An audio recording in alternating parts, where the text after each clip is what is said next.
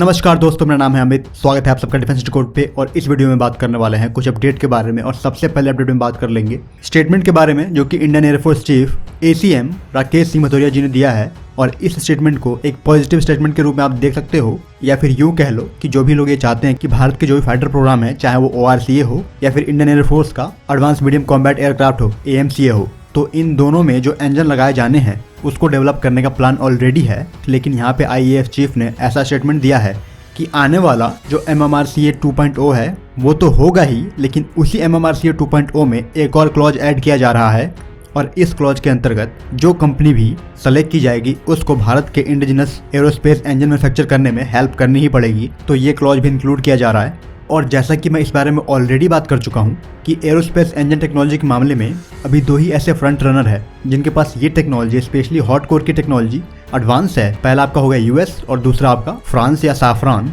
और अब आपको ऐसा दिखता हुआ नजर आएगा कि MMRCA 2.0 होगा ही, और उसमें भी US या फ्रांस में से किसी एक को सेलेक्ट किया जाएगा जो एरोस्पेस इंजन डेवलपमेंट को लेकर ज़्यादा से ज़्यादा टेक्नोलॉजी ऑफर कर रहा होगा। तो भारत के अंदर aerospace engine manufacturing ecosystem establish करने के लिए ये एक मेजर स्टेप आप कह सकते हो, जहाँ पे MMRCA 2 में ही क्लॉज ऐड किया जाएगा कि वो MCA के इंजन में हेल्प करें। अगर बात करते हो ORCA की, तो ORCA जो कि इंडियन एयरफोर्स का फाइटर जेट होगा, और इनिशियली ये GE द्वारा निर्मित 2 F404 पे प्लान्ड है। वहीं पे जो आपका TDBF है वो इनिशियली GE द्वारा निर्मित 2 F414 पे प्लान्ड है। और इसी तरह जो आपका AMCA है जिसकी फर्स्ट फ्लाइट 2026 में होनी है, शुरू के 2 स्क्वाड्रन उसके भी यानी कि MCA Mark 1 GE 414 पे प्लान्ड है। और 2026 यहाँ पे इसलिए बताया जा रहा है कि MCA Mark 1 की जो फर्स्ट फ्लाइट है वो तब प्लान की गई है जिस डेट से इसकी TD की मैन्युफैक्चरिंग के लिए फाइनेंस रिलीज किया जाएगा। तो अभी किसी भी तरह का PSQR रिलीज नहीं किया गया है। एक बार PSQR रिलीज होता है, MOD की नोट मिलती है, तो उसके बाद आपको फाइनेंस रिलीज होता हुआ दिखेगा, जो कि रिक्वायरमेंट है तकरीबन $1 बिलियन की। और एक बार जब ये फाइनेंस रिलीज हो जाता है तो उसके 5 साल बाद आपका जो AMCA है वो पहली उड़ान लेगा। और इसी दरमियान IAF चीफ ने जो भारत के प्राइवेट प्लेयर्स हैं उन सबसे ये अपील की है कि जिस तरह का इंटरेस्ट वो लेते हैं किसी भी फॉरेन पार्टनर के साथ मिलके कोई जेट बनाने में, चाहे वो MMRCA कंपटीशन हो या फिर कोई और कंपटीशन हो, तो जिस तरह का वो इंटरेस्ट लेते हैं तो कुछ उस तरह का ही इंटरेस्ट वो शो करें भारत के इंडिजिनस फाइटर जेट को बनाने में, और सब्सिक्वेंटली जो भारत का एरो इंजन है उसको बनाने में। तो इस तरह की अपील भी ACM राकेश भदौरिया जी ने की है। जैसा कि आप सब जानते होंगे कि US किसी भी तरह के एरो इंजन टेक्नोलॉजी को शेयर करने के लिए US इंडिया द्वारा तय किए गए जो defence technology and trade initiative है DTTI, तो उसके अंतर्गत इस तरह की टेक्नोलॉजी शेयर नहीं होगी।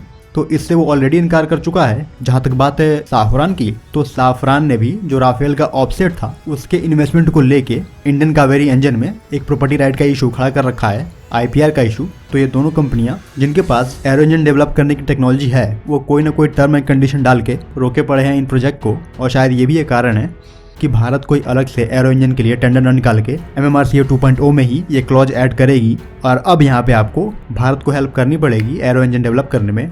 हालांकि साफरान ऑलरेडी ऑफर कर चुकी है एक जॉइंट वेंचर जिसमें वो ज़्यादा से ज़्यादा टेक्नोलॉजी ट्रांसफर करने के लिए अग्री हैं, तो वो भी एक प्रायर ऑप्शन है। लेकिन MMRCA में ये क्लॉज जुड़ जाने से हो सकता है और भी ऑप्शन खुल जाए।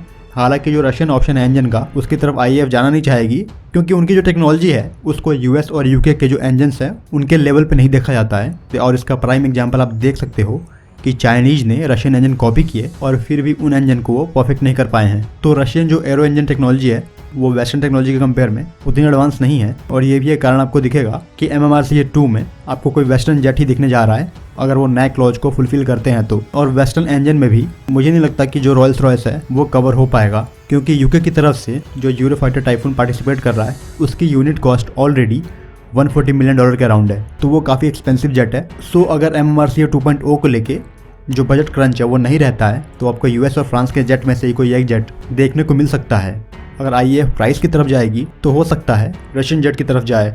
तो यहाँ पे ये क्लियर हो चुका है कि जो आपकी स्वीडिश कंपनी साहब है उसको इस नए क्लॉज जो कि एरो इंजन को लेके है वहाँ पे भारत को देने के लिए कुछ नहीं है। बात करेंगे अगले अपडेट की, तो वो है INS विक्रांत को लेके। तो INS विक्रांत 2021 तक कमीशन कर लिया जाएगा इंडियन नेवी में, और इस तरह का स्टेटमेंट है कोचिंग शिपयार्ड के ऑफिशियल के थ्रू। और इस ऑफिशियल स्टेटमेंट की मानते हो तो INS विक्रांत अपने 3rd फेज में एंटर कर चुका है प्रोडक्शन के।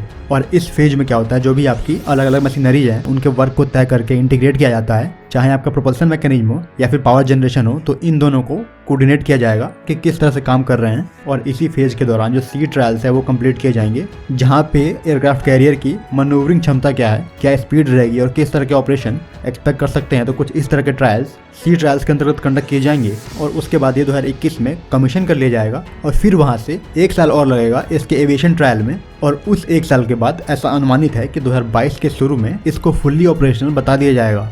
और एक क्लैरिफिकेशन मैं कल के वीडियो में दे देना चाहूँगा कि जो तेजस MK-1A को लेके जो प्रोटोटाइप था उसको लेके ऐसा बताया जा रहा है कि जो भारत के ही तेजस के LSP हैं, यानी कि शुरू वाले तेजस, उन्हीं को कन्वर्ट किया जा रहा है तेजस MK-1A के रूप में टेस्टिंग वगैरह कंडक्ट करने के लिए। तो यहाँ पे ये अब क्लियर हुआ है कि कोई नया जो प्रोटोटाइप है वो नहीं बनाया गया है, पुराने वाले LSP को ही MK-1A के कॉन्फ़िगरेशन में कन्वर्ट किया जा रहा है। और इसको लेके जो वेपन इंटीग्रेशन था MK-1A को लेके, वो सारे ग्राउंड बेस्ड जो टेस्ट फैसिलिटी है, वेपन इंटीग्रेशन टेस्ट फैसिलिटी, वहाँ से कंडक्ट किए गए हैं। तो कल वाली वीडियो में जो इन्फॉर्मेशन थी उसको मैं यहाँ पे अपडेट करना चाह रहा था। तो इस वीडियो में इतना ही रखते हैं। जय हिंद।